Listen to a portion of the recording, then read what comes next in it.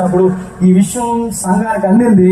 మనలో ఉన్న ఎంపిక చేయబడిన స్టెఫన్ని చంపేస్తారన్న వార్త సంఘానికి ఎప్పుడైతే వినబడిందో, సంఘానికి వినబడిన వార్తలు ఆ పెద్దలకు చెప్పేసరికి ఆ పెద్దలు సంఘము కలిసి స్టెఫన్ని సమాధి చేశారు.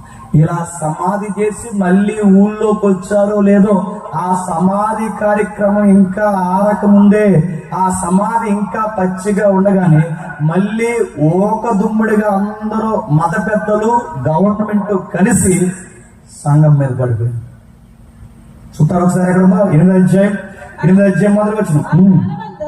ఆ కాలమందు యెరూషలేములోని సంఘమునకు గొప్ప హింస కలిగినంత అపోస్తులు తప్ప అందరూ యోదయ సమరయ దేశమునంతా చెదిరిపోయి భక్తిగల మనుషులు స్టెఫనును సమాధి చేసి అతని గూర్చి ఇంకా ఏడుస్తూ ఉండగానే సౌలు అనే ఒక వ్యక్తి ఇంటింటా చొచ్చి పురుషులను స్త్రీలను ఈడ్చుకొని పోయి శరసాల్లో ఏంచి ఆయనను సంఘమును పాడు చేయడమే జీవిత లక్ష్యం అన్నట్టు తిరుగుతున్నాడు ఆ పెద్ద మనిషి.